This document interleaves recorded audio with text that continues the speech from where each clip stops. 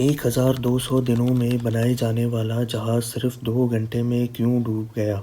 10 April 1912 یہ وہ دن تھا جب دنیا کا سب سے بڑا اور مہنگا ترین بحری جہاز ٹائٹینک اپنے پہلے سفر کے لیے بالکل تیار تھا۔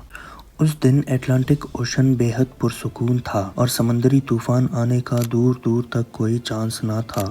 جہاز میں 1500 پیسنجر سوار بھی ہو چکے تھے اور لاکھوں لوگ ڈاک پہ ٹائٹینک کے پہلے سفر کے آغاز کو دیکھنے کے لیے کھڑے تھے۔ پیسنجرز کو الوداع کرنے والوں کو اور جہاز عملے کو معلوم نہیں تھا کچھ ہی دیر میں روانہ ہونے والا جہاز۔ اس کو بناتے وقت 6 ایسی غلطیاں کی گئی تھیں جو اس جہاز کو بدترین حادثے کا شکار بنانے والی ہے۔ ڈسکوری لیب کی ویڈیوز میں ایک بار پھر خوش آمدید۔ ناظرین، آج آپ جانیں گے دور کے سب سے بڑے، مہنگے، سب سے لگژری اور سب سے طاقتور جہاز ٹائٹینک کی 6 ایسی غلطیاں جو اگر نہ کی جاتی تو آج ٹائٹینک کریش ہونے کی وجہ سے نہیں بلکہ اپنی کامیابی کی وجہ سے دنیا میں فیمس ہوتا۔ آخر ایسی کون سی غلطیاں تھیں جو 40 سال ایکسپیرینس رکھنے والے ٹائٹینک کے کیپٹن ایڈورڈ سمتھ کو بھی نظر نہیں آئی؟ کیپٹن کے 40 سال ایکسپیرینس کو تو چھوڑیں، یہ غلطیاں ٹائٹینک آپریٹ کرنے والی کمپنی دی وائٹ سٹار لائن، جس کو 107 شپس آپریٹ کرنے کا ایکسپیرینس تھا، ان کو بھی نظر نہیں آئی۔ اور تو اور یہ غلطیاں ٹائٹینک مینوفیکچر کرنے والی کمپنی ہارلینڈ اینڈ وولف کو بھی نظر نہیں آئی، جنہوں نے صرف ٹائٹینک سے پہلے ہی 500 سے بھی زیادہ شپس مینوفیکچر کی تھیں۔ ٹائٹینک کی کنسٹرکشن 1907 میں شروع ہوئی تھی۔ تقریباً 3 سال کا وقت اور 2000 ورکرز کی محنت کے بعد جہاز کو تیار کر لیا گیا۔ جہاز پوری طرح سے تیار ہو چکا تھا لیکن اس کو ٹیسٹ کرنے کا فیز ابھی باقی تھا۔ ٹائٹینک بنانے والوں کا بھروسہ اس پر تب مزید بڑھ گیا جب ٹائٹینک نے اپنا پہلا ٹیسٹ رن کامیابی سے پار کر لیا۔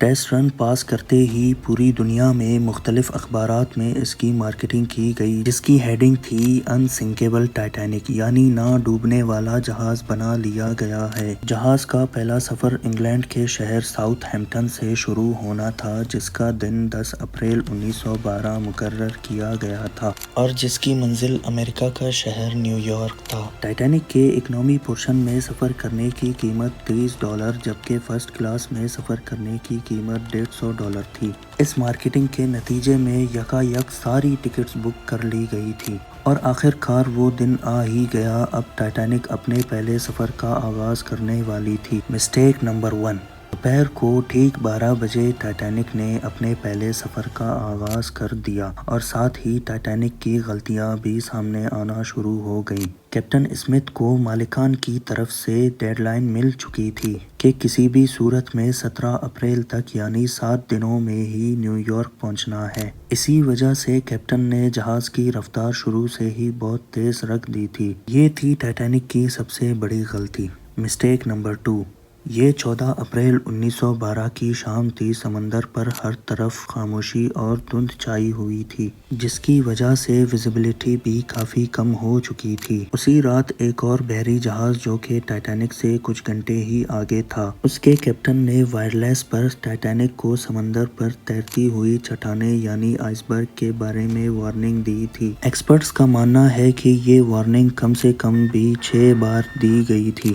وائرلیس آپریٹرز کی کوتاہی کی وجہ سے انتہائی امپورٹنٹ وارننگز ان سے مس ہو گئی۔ ان کے لیے شاید یہ نارمل بات تھی کیونکہ ٹائٹینک اپنے طرز کا پہلا لگژری جہاز تھا اور اس میں کئی وی آئی پیز بھی موجود تھے۔ اسی وجہ سے زیادہ تر ٹائٹینک کا عملہ فرسٹ کلاس پیسنجر کی خدمت میں مصروف تھا۔ اگر ان وارننگز کو سیریس لیا جاتا تو آگے کا پورا سین ہی الگ ہوتا۔ Mistake number 3۔ جہاز کی اسپیڈ بھی تیز تھی اور ان سے ایک امپورٹنٹ وارننگ بھی مس ہو چکی تھی۔ جہاز انتہائی تیز رفتار میں آئس برگ کی رینج میں بڑھتا چلا جا رہا تھا، لیکن ابھی بھی ٹائٹینک کو حادثے سے بچایا جا سکتا تھا کیونکہ جہاز کے پہرے دار الرٹ تھے۔ وہ کسی بھی آئس برگ کی اطلاع دور سے دیکھنے پر ہی کیپٹن کو دینے کے لیے ریڈی تھے، لیکن دور سے دیکھنے کے لیے ان کے پاس ایک چیز موجود ہی نہیں تھی اور وہ چیز تھی دوربین۔ جی ہاں، پہرے دار تو الرٹ تھے لیکن وہ آئس برگ برگ کو دوربین نہ ہونے کی وجہ سے دور سے نہیں دیکھ سکے اور یہی تھی ٹائٹینک کی تیسری غلطی۔ آئس برگ کی خبر کیپٹن اسمتھ کو اس وقت ہوئی جب جہاز کے پہرےداروں نے خبر دی کہ جہاز کے بالکل سامنے فٹ بال فیلڈ کی سائز جتنا آئس برگ ہے، لیکن اب بہت دیر ہو چکی تھی کیونکہ آئس برگ انتہائی قریب آ چکا تھا۔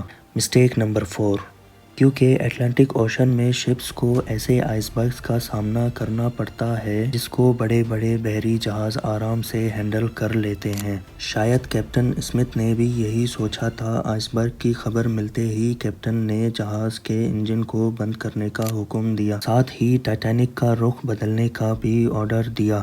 بے شک کیپٹن اسمتھ نے آئس برگ سے بچنے کی بہت کوشش کی، لیکن فاصلہ اتنا کم رہ گیا تھا کہ کچھ بھی کرنا فضول ثابت ہوا۔ یہ امید باقی رہ گئی تھی شاید یہ آئس برگ جہاز کے باڈی کو نقصان نہ پہنچائے، آئس برگ جہاز سے ٹکراتے ہی خود ہی ٹوٹ جائے۔ شاید ہوتا بھی ایسے ہی اگر ٹائٹینک کی چوتھی غلطی اپنا کام نہ دکھاتی۔ مسٹیک نمبر 5، ایکسپرٹس کا ماننا ہے کہ ٹائٹینک کی باڈی پر جو ریبٹس لگی تھیں اسٹیل کی نہیں بلکہ کاسٹ آئرن کی تھی۔ ان ریبٹس کا کام لوہے کے بڑے بڑے پیسز کو آپس میں جوڑے رکھنا ہوتا ہے، لیکن چونکہ کاسٹ آئرن اسٹیل سے نرم ہوتا ہے، اسی وجہ سے جس جگہ آئس برگ ٹائٹینک کی باڈی سے ٹکرایا وہاں کے ریبٹس پریشر کی وجہ سے کھل گئے۔ اس خطرناک تصادم نے عملے اور پیسنجرز کو الرٹ کر دیا تھا اور ساتھ ہی جہاز میں موجود ٹائٹینک کے مالک جوزف بروس کو بھی۔ مسٹیک نمبر 6، اب معاملہ ہاتھ سے نکل چکا تھا۔ ٹائٹینک آہستہ آہستہ اوشن میں ڈوبتا جا رہا تھا تب تک کہ پیسنجرز کو لائف بوٹس میں شفٹ کرنے کا پلان کیا گیا۔ یہاں ہوئی ایک اور چھٹی غلطی۔ افراتفری کے عالم میں کشتیوں کو پورا برے بغیر ہی سمندر میں اتار دیا گیا۔ جی ہاں، جہاز میں ٹوٹل 32 لائف بوٹس کی جگہ تھی، لیکن کوتاہی کی وجہ سے صرف 20 بوٹس ہی رکھی گئی تھیں۔ ہر طرف افراتفری کا عالم تھا، ہر شخص ان چند گنی چنی کشتیوں میں سوار ہونا چاہتا تھا۔ 12:45 میں پہلی ایمرجنسی کشتی سمندر میں اتاری گئی۔ کشتیوں میں اگر زیادہ پیسنجرز کو بٹھایا جاتا تو انسانی جانیں کم ضائع ہوتی۔ آپ کو ایک اور بات بھی بتاتے چلیں کہ پانی کا ٹیمپریچر اس وقت -2 ڈگری سینٹی گریڈ تھا اور اس طرح 1500 لوگ اٹلانٹک اوشن کے ٹھنڈے پانی میں ڈوب کر مر گئے۔